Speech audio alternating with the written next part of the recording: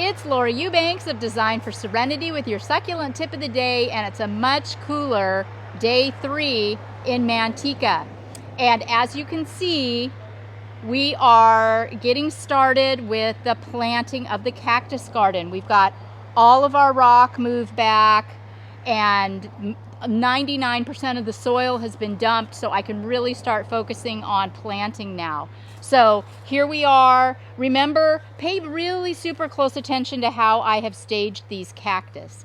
I learned the hard way, guys, that you don't want to put these specimens too close together, because a 5-foot cactus is not really something you want to move. So allow plenty of space between your cactus.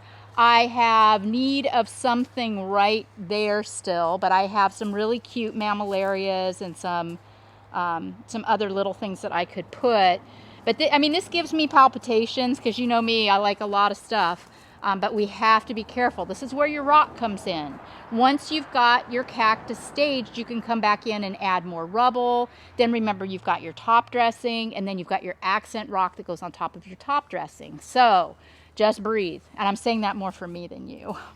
Okay, so we did go to Poots yesterday, that wonderful cactus and succulent nursery in Ripon. God, I'm sorry, guys. But anywho, Poots, amazing display gardens, amazing cactus and succulents for sale. If you haven't been, go. I will be posting the video at a later date when we're done with this project. But these barrel cactus that I brought in from San Diego, I'm so happy with them. They are huge. The blooms that are getting ready to go off on these cactus are going to be absolutely spectacular. And we've got, I have one of my pieces of driftwood staged. Say hello to Trevor, our wonderful volunteer today. Hey, Trevor. And I've got this agave from Tom sent over. I've got it staged. Now you will note a little bit of sunburn on this leaf right here, and a little bit of sunburn right here, and a teensy bit of sunburn right here. It was like 104 yesterday. This is not going to kill the plant. It's just a little, it's okay. Another thing, you can tell if you don't want an agave that's going to get as big as an SUV, check out the size of the leaf. That can often give you an indication of whether you're getting something that's going to grow, kind of like how you gauge the size that a puppy's going to be when it becomes a dog by the size of its feet. Gauge the width of the needles. It's not a definitive, but it does help you determine if you're going to get a monster or something more compact, which this hopefully will be. Elizabeth, our client, has nursed these Aeoniums Workhoff since they were tiny little Costco cans, and I love them. They're so beautiful. So they are staged, but not really in the garden. I'm still working out this tapestry area as far as how far I'm going to be able to take it. Yeah, there may be, the opportunity to do some more phase 2 to bring in some other varieties of cactus specimens at a later date. So it's all good in the hood. I'll have Hannah. Huh? Right. As far as the staging goes, I am trying to determine my staging based on how I know that these plants are going to grow also. So we want to avoid straight lines, and then you're probably like, well, Laura, these two are basically in a straight line, but they have very different growth habits. This is going to stay more compact and grow more wide, where this one obviously is going to grow tall. And you also want you're staging at different elevations and different heights, which can be a little hard to pick up in the video, but some higher, some lower. There is gopher netting under all of this soil, so we had to build up on mounds. Not that we wouldn't have anyway, but that's the secret. If you've got hard soil, if you've got weed barrier fabric, if you've got highly staged irrigation lines or gopher netting, just bring in soil and mound away. Here is our first piece of driftwood, you know, I just love it. I love driftwood because it's, to me, it's sculpture. It's alive. You know, it looks like it's moving. And it's such a beautiful element to add to a cactus garden. Also, Talavera is wonderful to add to a cactus garden. So this is about where we're going to end with the cactus. So we're actually, you know, almost done with the larger plantings on this side, and we're getting to the point where I can start staging over on the tapestry side. Lots of progress being made today.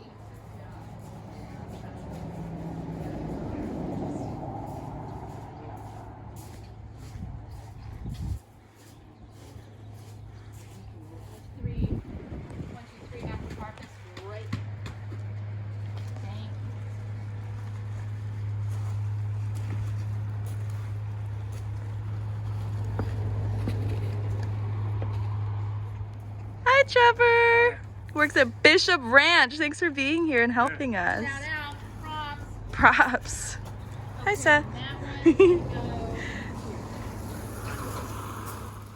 Alrighty then. So we are wrapping day 3 in Manteca. It wasn't nearly as hot today, glory be. We had such terrific help from Trevor and Seth today, and Lisa came by to volunteer for a little while, a local from the area. But so yeah, we got the cactus garden done, and the little hedgehog, the little echinopsis are blooming. Look how cute they are. I got mostly my my lava done. We got this at Eden Garden Landscape Supply in Lathrop. Thank you for the pronunciation assistance. And I really like it. It's got some stuff happening. There's black and red and kind of burgundy all mixed in. What? Yeah, it's very lightweight. I still need to add a little bit down, right down here, but this was one wheelbarrow full. Then, you know, the other cactus area is still in need of its third layer of the lava.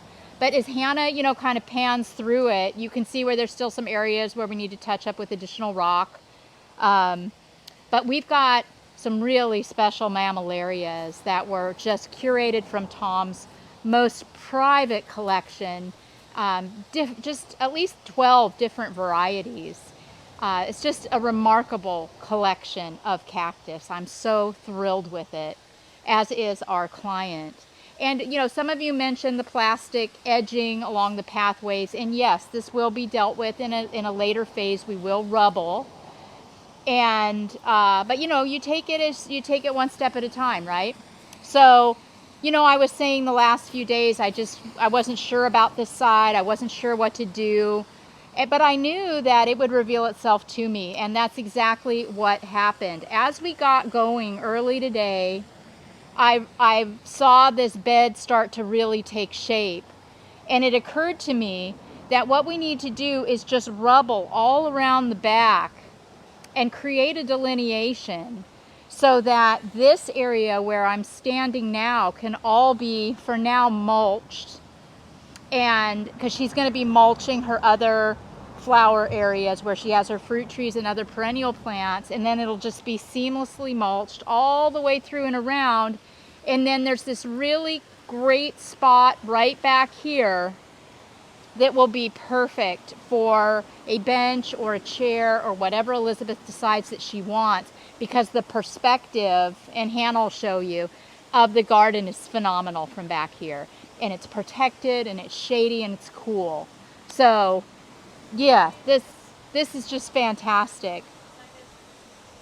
Yes, and so because of, you know, the idea to rubble this area in, I needed to be sure that the design was 360 degree, meaning that it had no butt. So that is extra work, it's extra plants. We brought in over 380 plants, and we're not going to be able to use every single one. We're going to have some cactus left over, but it's a big yard, and we'll get them worked in at some point. But, you know, this way Elizabeth can come through. She can enjoy her garden from every angle. you know, putter with it.